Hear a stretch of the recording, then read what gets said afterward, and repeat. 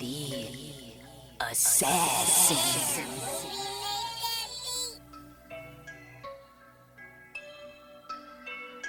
You know I break necks, call me Jack Tate. I have no regrets while your life is fading. I'm a crazy fuck equivalent to Satan. When I'm behind the mic, I feel like the greatest. You know I break necks, call me Jack Tate. I have no regrets while your life is fading. I'm a crazy fuck equivalent to Satan. When I'm behind the mic, I feel like the greatest. What up, y'all? You're listening to Sports Talk with Tropp, and I'm your host, Katie Tropp. Well, damn, Damian Lillard, he went off last night. The dude has been having a fucking phenomenal season, other than being injured. But, you know, he just went off last night. And, you know, since the Trailblazers are not in my top 10 this week, I had to talk about this. But last night, Damian Lillard dropped 71 points. It was a big Trailblazers win against the Houston Rockets, who are the worst team in the league. So not that big of a deal, but they did get the win 131-14. But Damian Lillard had 71 total points. And that's the highest he's ever scored in his career. That's a Portland Trailblazers team record as well. 13 of those were three-pointers. At halftime, he had 41 points. So the dude just had the best nights of his career in a win, and just he went off. And this is the second time this season somebody has hit the 70-point mark. Donovan Mitchell did it a few months ago himself. So, yeah, the points are being scored in the NBA this year. But Damian Lillard, man, he is just showing the world that he may be up in Portland, but he is still one of the best point guards in the league, if not the best. But that was just an insane performance from him last night. Then in a little bit of other NBA news, the Atlanta Hawks, they have officially signed Quinn Snyder as their new head coach, taking over for McMillan, who was fired. So yeah, that's taken care of. We'll see what happens with Atlanta there, if that kind of saves their season. So far, they've actually been playing pretty well since for the first week back from the All-Star break, so not too bad. But yeah, we'll see what happens if Quinn Snyder ends up actually doing well over there. I mean, I'm sure he will. He did well with the Jazz, so we'll see what he can do with the Hawks. But I think this is definitely a good move by the Atlanta Hawks. Then moving on to my top 10 NBA power rankings for this week. Now that we are back from the All-Star break, we only have a couple games under everybody's belt this past week. They played 2 or 3 games. But everybody's back in business, and the NBA is back in full swing of things. Now that football isn't on anymore on Sundays, now it's all about basketball, because basketball is now on Sundays and Saturdays as well. So it's nice that the NBA is something we can all take part in and watch regularly now that football season is over. So let's get started with number 1 this week on my top 10 NBA power rankings, the Milwaukee Bucks. Overall record of 43-17. They are on a 14-game winning streak right now, the longest winning streak in the NBA currently. This past week, they beat the Miami Heat and the Phoenix Suns, and they actually are overcoming a Giannis injury. He hasn't played this week, and the Bucks are still looking pretty damn good. So they had to stay at number 1 for me. Then at number 2 on my top 10 NBA power rankings, I have the Boston Celtics. Overall record of 44-17. They are 8-2 in their last 10 games, and they are currently on a 3-game winning streak. This past week, they beat the Indiana Pacers and the Philadelphia 76ers. And then they also have Jaylen Brown, who's going to be returning from injury himself. They had a huge win against the 76ers on Saturday night. It was a crazy battle between 2 really good teams. And Jason Tatum basically just got the game-winning shot in, and Embiid just missed the game-winning shot. Like, there was, I believe 1.7 seconds left on the clock, so there wasn't a lot of time. But he just lobs it up there, and unfortunately, it was still in his hands when the shot clock, or when the game clock went off. So, but the ball did end up going in, so it would have been pretty crazy had it actually went in. But it was a really fun game to watch. between the Celtics and the 76ers, who are two of obviously the best teams in the Eastern Conference. And then speaking of the 76ers, I do have them at number 3 this week on my Tropp 10 NBA Power Rankings. They are 7-3 in their last 10 games. And this past week, they beat the Memphis Grizzlies and lost to the Boston Celtics. Then at number 4 on my Tropp 10 NBA Power Rankings of the Denver Nuggets. Overall record of 43-19. They are 7-3 in their last 10 games. This past week, they beat the Cleveland Cavaliers and the Los Angeles Clippers and lost to the Memphis Grizzlies. And Nikola Jokic, he had yet again another triple-double last night against the Clippers. It was just a crazy, I believe that's his 20-something of the season. So, yeah, he's just racking up the triple-doubles like there's no tomorrow. But looking really good from the Nuggets right now, and especially Jokic, who is looking like he's poised to win his 3rd straight MVP in a row. Then at number 5 on my Tropp 10 NBA Power Rankings of the New York Knicks, overall record of 35-27. They are 8-2 in their last 10 games, and they are on a 5-game winning streak right now. This past week, they beat Washington and New Orleans, and they're just really on fire right now. They play great defensively. They play pretty well offensively. They play great in the paint. So and Brunson is just a scrappy ass motherfucker, and they're just playing great basketball right now for the Knicks, at least. We'll see how their second half turns out, but so far, Knicks look pretty good. Then at number 6 on my Tropp 10 NBA Power Rankings, I have the Sacramento Kings. Overall record of 35-25. They are 6-4 in their last 10 games and currently on a 3-game winning streak. This past week, they beat Portland, the Clippers, and the Oklahoma City Thunder. Right now, they actually lead the league in points per game. They are averaging 121 points per game, and they are just scoring everybody out of the building. And they're just playing a fantastic season right now. And who would have thought the Kings would be one of the best teams out in the Western Conference, better than even the Warriors right now, who are the defending champions. So who would have thought that the best team in California right now would be the Sacramento Kings? But that is the best basketball team in California currently at this point in time. Then at number 7 on my Tropp 10 NBA Power Rankings of the Cleveland Cavaliers. Overall record of 39-25. They're 7-3 in their last 10 games. This past week, they lost to the Nuggets and the Hawks, but they beat the Toronto Raptors. And they've just kind of had a down week. That's just kind of what the Cavaliers have been doing this year. They've been very streaky. They've been on, and then they've been off. So right now, I guess they're kind of off.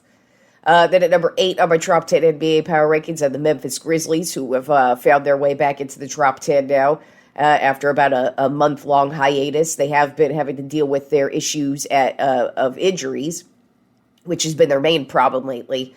But their overall record is 36-23.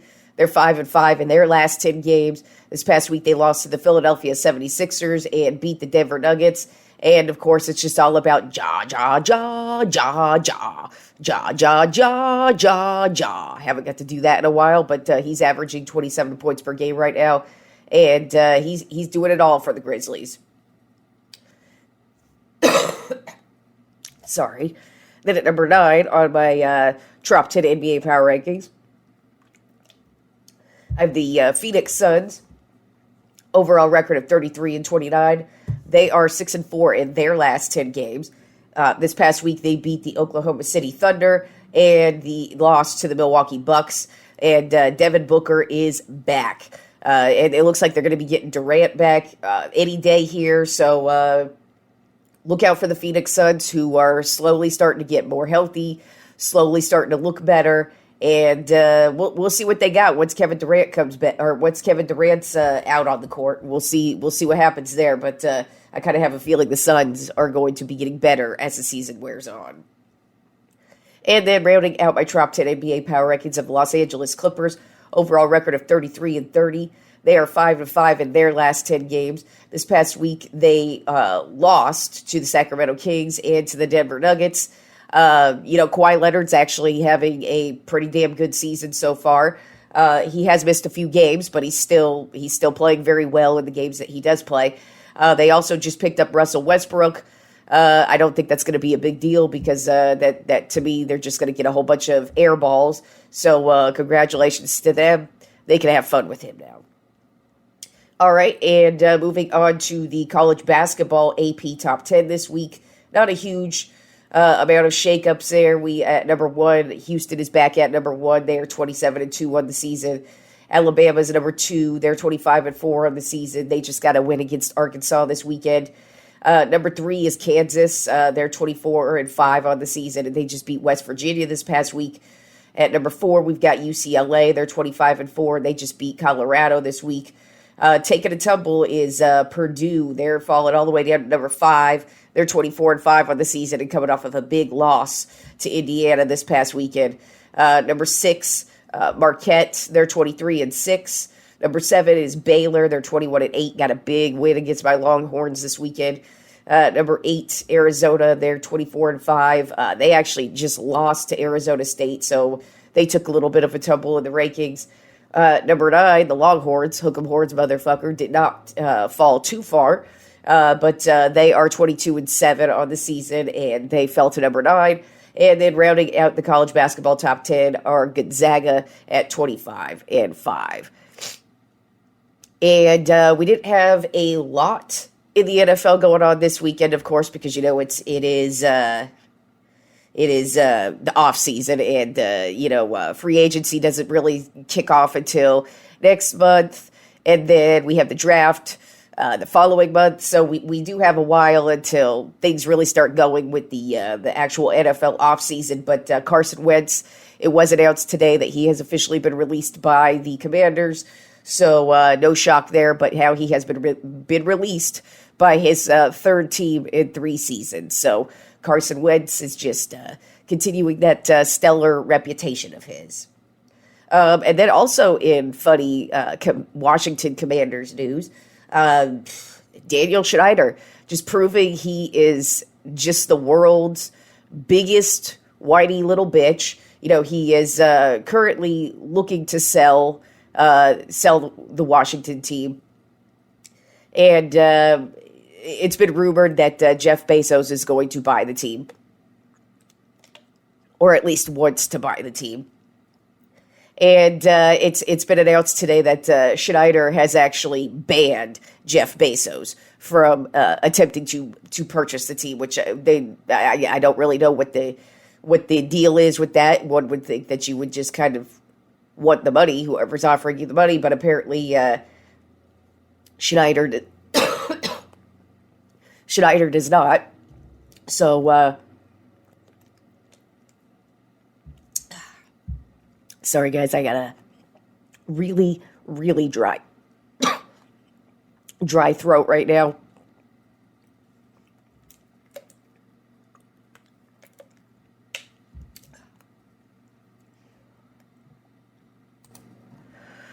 All right, guys, sorry about that. I had to pause the show and take a little bit of a water break there because it wouldn't have been too fun to listen to me coughing my lungs out there for a little bit. But anyways, like I said, I just have a really fucking dry throat.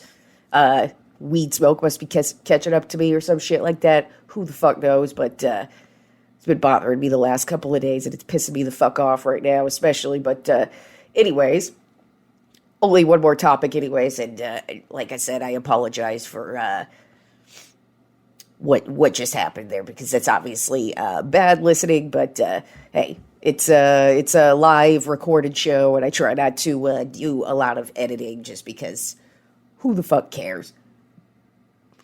But anyways, I do have one more topic to discuss, and that is the MLB pitch clock.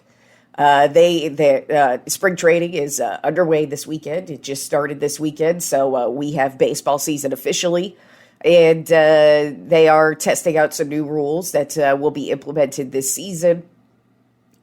And the main one is a pitch clock, and it's going to go against both the pitcher and the hitter. So if either party takes too long to either hit or pitch, it's going to count as a strike.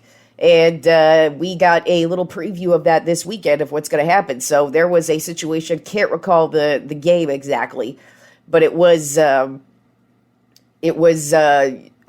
bases loaded situation in the ninth inning, and the batter apparently took too long. So they called him out on strikes, and that was how the game ended. So it wasn't how anybody wanted the game to end. A lot of people are pissed off about it.